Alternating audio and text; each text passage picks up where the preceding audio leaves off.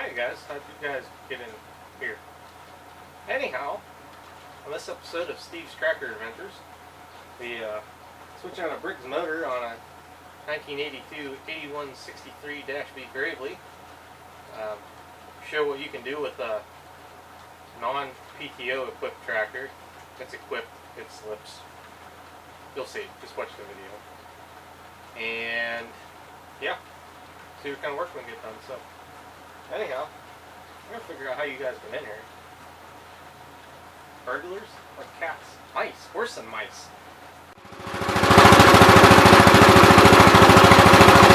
So for anybody that ever wondered what happened to the 82 8163B, there she is, and I'll show you her problem.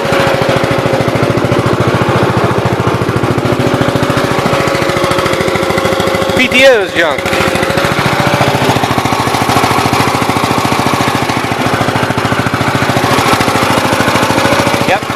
Quits turning too. She toasted her PTO the last time I used her.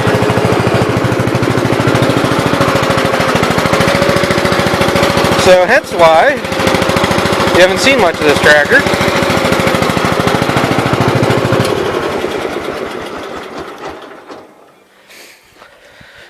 So I'm torn if I want to replace the PTO clutch in this, or if I want to just change the motor out and make this a backup plow day tractor and or snowplow only tractor. The only other machine I have that will run the rear PTO would be my 818, and I do not like to run my 818 with the tiller. But anymore, I don't really garden, so I don't really run the rear tiller. And half the problem with this tractor is a lot of the lift bolts fell out, and let's just say the rear lift doesn't pick up very high. It'd probably be a decent plow day tractor if I put a good muffler on a Briggs, because the old one is long gone. It was gone whenever I got it. Actually, I see the carbs dripping gas.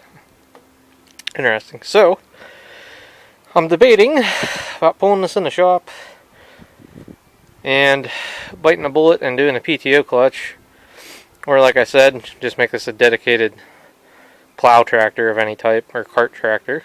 I bought this tractor really cheap, and this tractor is so ugly. I mean, guys, you can kind of see the old powder coat, and then somebody spray bombed it like a really dark red. In my opinion, most of the powder coat left underneath, you probably could have buffed it and made it look okay. So I'm really torn on what to do with this, but it's an idea. I can't remember. Yeah, it does still have snowplow latches on it. So it's always been a thought of mine, but I kind of hate to dedicate a tractor just to that, because I like all my tractors to mechanically function, but I don't know, it's a thought. The other thing is, this tractor, once it gets warm, it has a rod knock to it. So for the moment, I guess I'm going to strip the rear tiller off and debate about putting this in the shop. And yeah, that's pretty much going to be it on this cycle for right now. So anyhow, thanks for watching, guys. Catch everybody in the next one. See you later. I actually intended, the PTO was kind of working when I put it away. It's kind of what my 818 did, though. It kind of works and slips, and then as soon as you disengage it the last time, the clutch lining falls out from between the cups, and then it never works again. So, you know how it goes. So, later, guys. Alright, boys, so I don't know how well I said or didn't say it, for that matter, in the last part. But I've had a bit of a reservation about this tractor. I really don't want to do a PTO clutch in it. And I also could use a spare plow day tractor. So what I think I'm going to do is I'm going to make this my mid-mount grader blade tractor, because A, already has weights up front. Perfect. B, PTO doesn't work.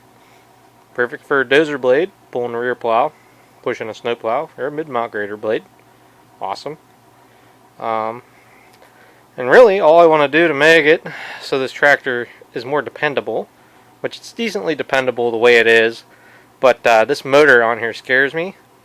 If it gets warm, it really starts knocking pretty good. This motor here I had got running years ago. If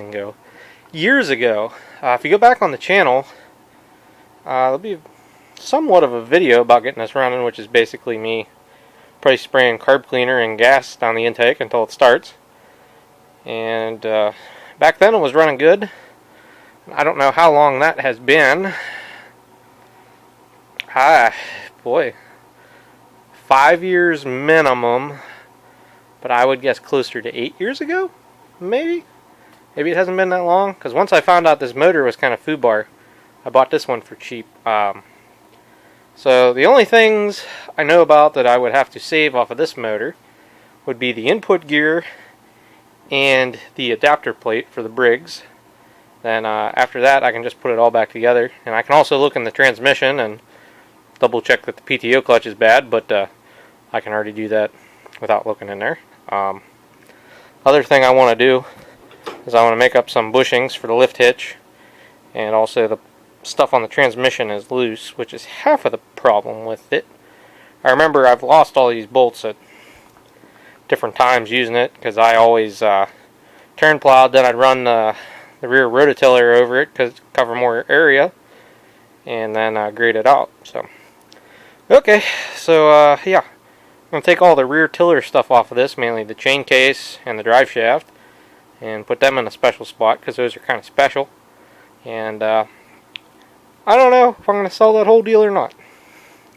It's tempting. So anyhow, without further ado, I'm going to start removing the rear hitch, and we're going to go from there. Alright, boys and girls, the motor is off. Debating on fuel pumps. Should I switch those? I don't know. Or do I want to find out the hard way if that one's bad? I remember it worked, but who knows. But anywho's, here's what I want to see. So, apologize guys. Oil level in the transmission, acceptable. So, can you guys... I haven't actually looked up in there, but looks like on camera, looks like there's no clutch cap. Yep. There's just a smidge there. Now front cup is completely gone. The other thing, can anybody tell if it's a red spring PTO? I can't. There's too much stuff in there. I can't see up in there. I'll have to look around a little bit myself, but since I did that 8122, I'm curious to know if this is a red spring, because this tractor is 1 year newer. This was the last year before they went to the trunnion style clutches. So I'm going to poke around, look at that kind of stuff, and then I'm going to hurry up and swap the motors. And luckily this motor still had O-rings on it. They're kind of hardened, but we'll just swap them. They should seal good enough. And if they leak, guess what? Take the motor back loose and gasket maker. So, anywho's, let me see what I can see, and we'll get to switching these adapter plates and see where we end up from there. Alright, boys and girls, I got the motor plate swapped.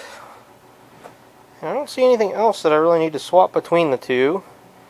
Fuel pump I think should be okay. I'll end up with 2 fuel filters, but is what it is. I'll just kind of hook it up and make sure I can get it to run here. Because all I really got to do is hook up the throttle, choke cable, the kill wire, and the charging system. And I may even hook the lights back up so they run off of the they run off the second side of the charging system. That way you got lights even if the battery's dead. So that's a thought, because I know I wired this tractor up so the lights run off the battery, but that's easy reversal. Just gotta hook the wires back up. Have to figure it out. So anyhow, guess without further ado, let me get this motor slapped on here and see if we can get this thing to run. Kind of thinking we're going to be a little cantankerous at first, but hopefully we can work through it. So here we go. Like this. We're not going to hook this line to any. Alright guys, the motor's on, throttle and choke cable are hooked up. The kill switch wires are kind of twisted together for right now. May have to come back and kill it manually. But main thing I want to make sure is it's got spark. So oil's good. Hit it with a spray of carb cleaner. Let's just see what happens here. Oh, hey. You got to you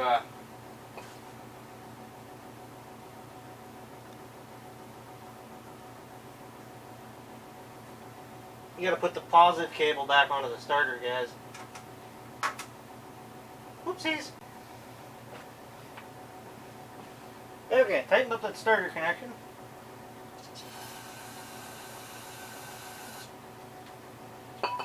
I want to be 100% sure it doesn't have spark.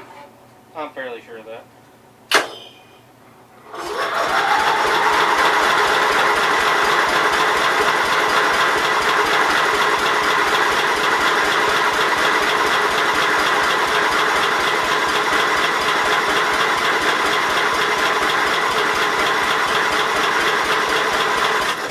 Figure out where my... Oh, hey, there's my other magnet I was looking for when I was working on the 8122. What I get for moving stuff. So I am about 100% sure there's no spark.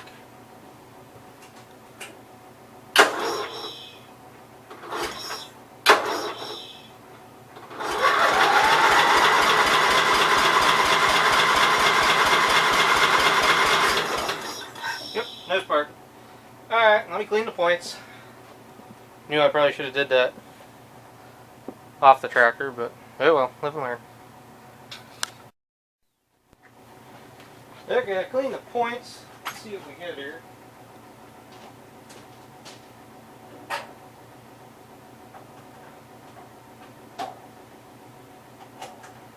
Probably should have hooked the battery back up beforehand.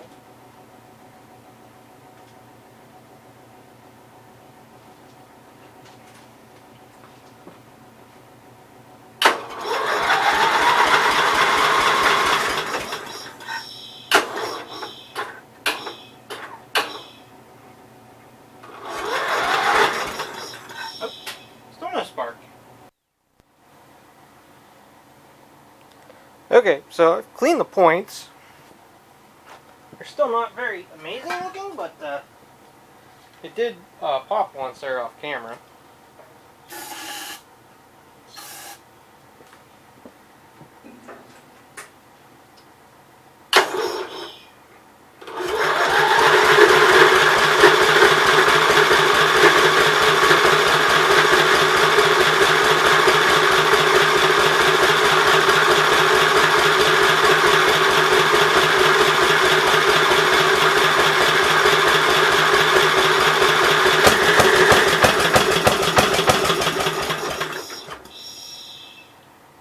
So when it has spark, it'll run.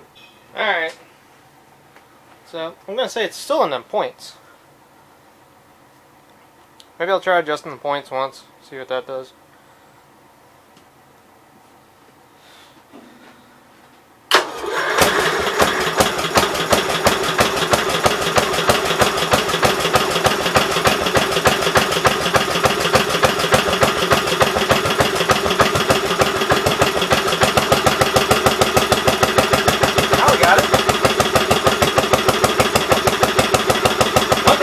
Idle's a lot better.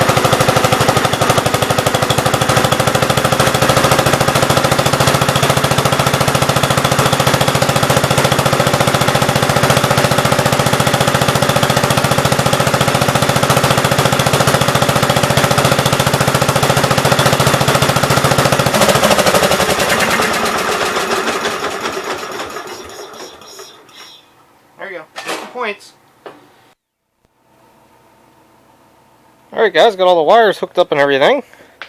Don't know if it's charging or not. I just got another battery just jumpered into here. So if the lighting circuit is working, the lights will light up as soon as it starts. So I don't know why it does that. Yep.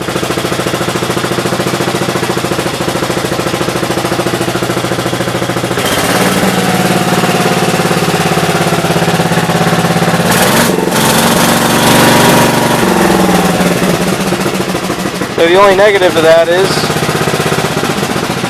depending on your RPM, depends on how bright your lights are, but they work, so that's the main thing, and that helps with the charging system. The other thing that's really nice about these Briggs tractors is you can unhook the battery and they will stay running. So I really don't want to kill the diode in line, so I'm not going to do that, but yeah, works good. So that's the only negative to hooking the lights up that way, but seems like everything works.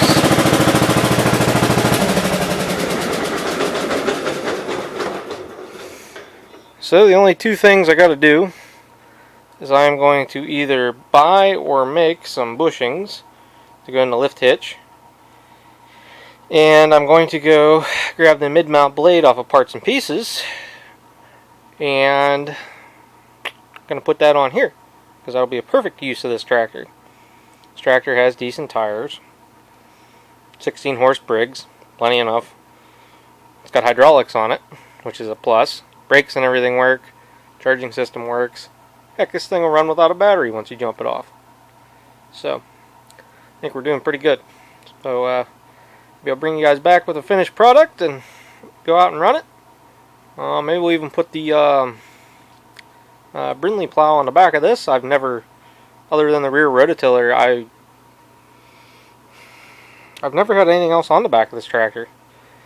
I have had a mid-mount mower deck on this. I have run a snowplow with this tractor. I've had this tractor since about 2013. 13 or 14, but I'm edging towards 13. And yeah, it's been a fairly decent tractor. Can't really complain. It's had them issues all along, but the original oil pan had a hole knocked in it. And I'm assuming that motor got run without oil at some point in time, and that's why it was the way it was. So, not totally concerned about that. I knew it was going to be an issue someday, but oh well. So, tires on this thing go flat every so often. I just put enough air in them to drive it over here yesterday. And, yeah. So, catch you guys in the next segment.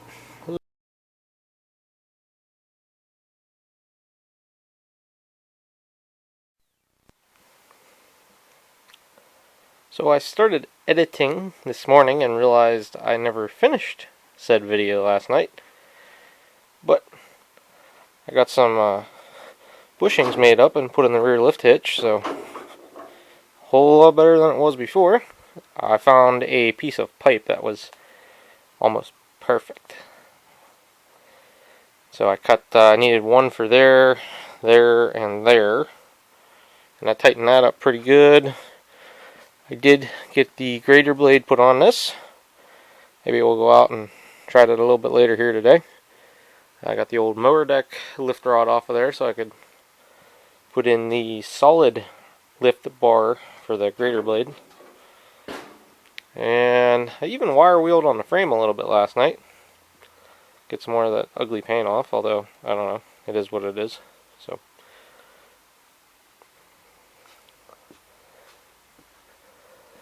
guess that's going to be a wrap on this one for right now.